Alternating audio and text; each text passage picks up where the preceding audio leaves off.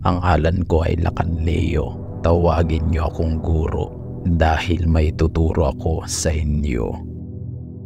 Ito ang topic na hindi nyo hiniling, ngunit kailangan nyong marinig dahil napansin ko karamihan ng mga lalaki nanonood sila ng mga red pill content. Akala rin nila mayroon silang red pill mentality, ngunit hindi sila aware na nasa ilalim pala sila ng black pill manipulation. Oo, kayo ang tinutukoy ko. Hindi ba't sinabi ko na sa inyo na maging matalino kayo sa mga naririnig at pinakikinggan nyo? Anong nangyayari? Wala pa rin ba kayong pag-unlad? Iilan lang sa inyo ang may awareness sa bagay na tinutukoy ko. Akala nyo red pill kayo, pero ang mentalidad at paniniwala nyo ay black pill. Guro, paano nangyari yon?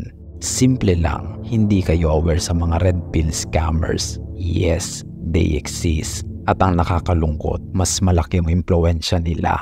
Napakaraming kalalakihan ang nalaso na ang utak dahil sa mga red pill scammers na ito. Pinalunok na ng mga paniniwalang bulok. At abangan nyo para yung mga bulate na maglalabasan sa comment section. Dahil hindi nila matitiis ang sinasabi ko, they will be triggered. At mag-iiyakan yan sa comment section. Diyan nyo makikita kung sino-sino sila. They will expose themselves. Hayaan lang natin silang umiyak.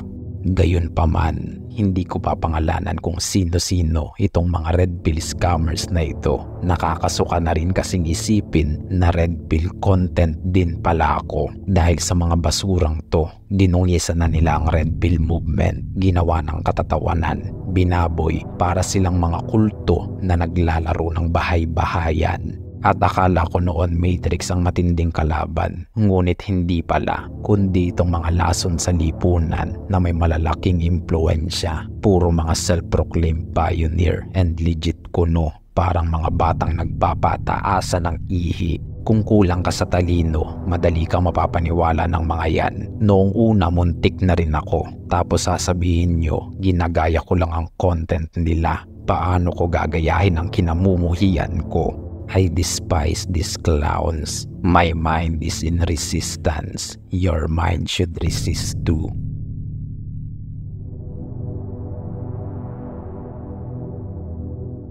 Tingin ko sapat na ang mensahe na yan upang magising at mag-isip-isip kayo. Dahil kung hindi maaarok ng talino nyo ang mga sinabi ko, paano nyo pa mauunawaan ang mga susunod na babanggitin ko?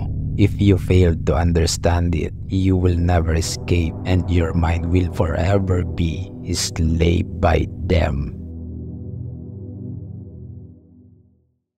Nanaliksik akong mabuti upang mas palawakin ang nalalaman ko tungkol sa bagay na ito. Ngayoy kumpiyansa akong ibabahagi sa inyo lahat ng karunungan at awareness na dapat nyong malaman tungkol dito. Ang black pill mentality ay binubuo ng tatlong paniniwala o pillars. Kung dalawa lang sa tatlong ito ang pinaniniwalaan nyo, then you are not under the black pill mentality. Hypergamy, lookism, and inflexibility. Iyan ang tatlong pillars sa paniniwala na bumubuo sa black pill. Hypergamy. Ito ang paniniwala ng mga kababaihan pagdating sa marriage o sexual relationship ay tumitingin lang sa sociological or educational status ng isang lalaki. Isa ka bang lalaki na may mataas na status, financial capabilities, or educational attainment? O isa ka lang pipitsuging lalaki na walang may pagmamalaki? May complete video tayo patungkol sa hypergamy. Check the link in the description below kung hindi mo pa ito napapanood at gusto mong maunawaan ng mabuti. Ngunit para sa kaalaman ng lahat, this channel believes in hypergamy. Some women are hypergamous, some are not. At hindi lang sa babae nag-i-exist ang hypergamy. There is a male version of hypergamy too. Lookism. Ito ang second pillar ng black pill kung saan nakapokus directly sa itsura o looks. This is based entirely on looks attractiveness. Ayon dito, kung wala ka ng looks na kinahuhumalingan ng karamihan, hindi ka makakakuha ng babae. Kung pangit ka, pangit ka, wala kang pag-asa. Well, this belief really sound ridiculously unreal to me. Dahil hindi lang ako realist, I am very observant person too. Huwag kayong basta maniniwala sa sinasabi ng mundo dahil pwede itong magsinungaling at manipulahin kayo. Bagkus, magmasid kayo palagi sa paligid nyo at mapapansin nyo na hindi lahat ng naririnig nyo ay nangyayari. Most of them are just ideas, not reality. That's why this channel doesn't believe in this second pillar. Inflexibility.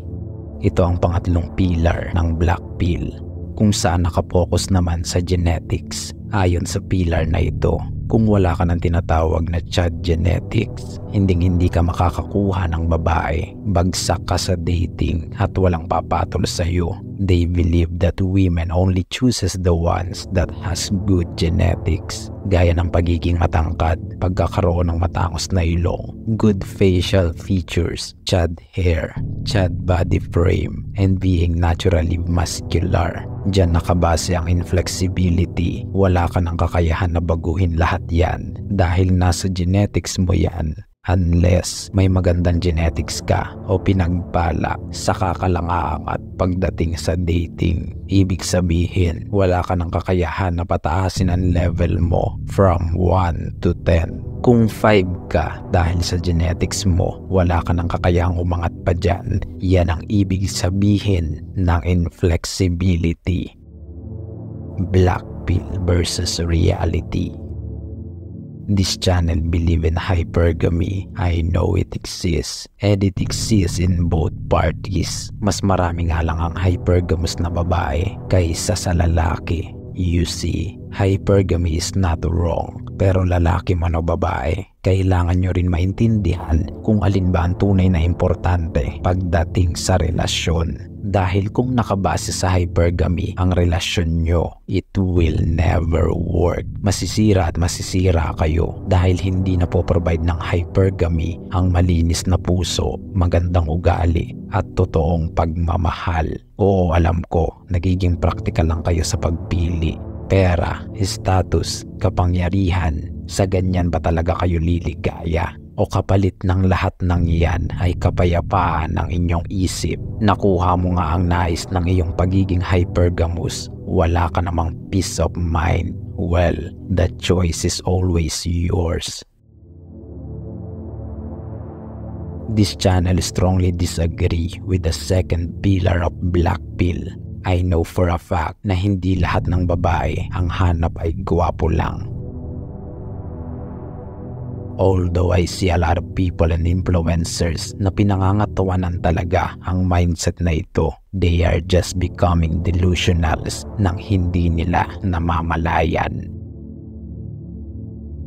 Ang punot dulo nito ay mental colonialism, epekto ng social media. You see, this whole idea of Black Pill ay nakasentro sa mga babaeng liberated na makikita nyo madalas sa social media, mga Western women na lumaki sa highly liberated countries. At dahil sa mga napapanood nyo sa ibang bansa, akala nyo lahat ng babae ay pare-pareho ng liberated. Nagiging ignorante na kayo sa cultural differences ng Western and Eastern civilization. Ang kultura ng kanluran ay iba sa silangan, kaya naman ang mga tao sa silangan ay iba sa mga tao sa kanluran.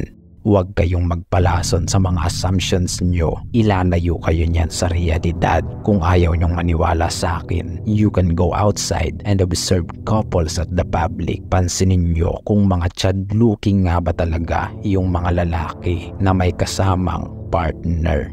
Ngayon, kung may makita ka na mas may itsura ka pa pero may magandang kasama, time to stop your delusions. Nasa labas ang realidad, wala sa social media. Binubulok nyo lang ang utak nyo sa paniniwalang basura.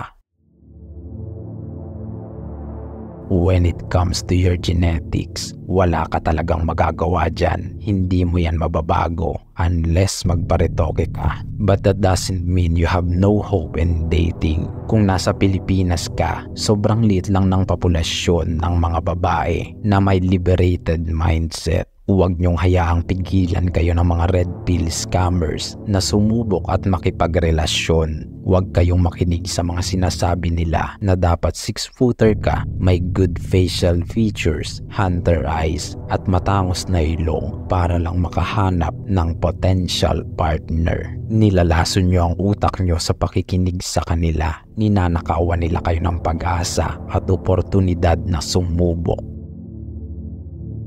Kung ayaw sa inyo ng babae dahil sa height nyo, hindi nyo kasalanan yun. Kung ayaw sa iyo ng babae dahil sa bagay na hindi mo naman control, gaya ng genetics mo, then go find someone else. You are a man. A man doesn't look down on himself. Kung kaaawaan mo ang sarili mo dahil sa mga bagay na yan, isa ka lang mahinang nilalang na mas kakawawain pa ng mundo.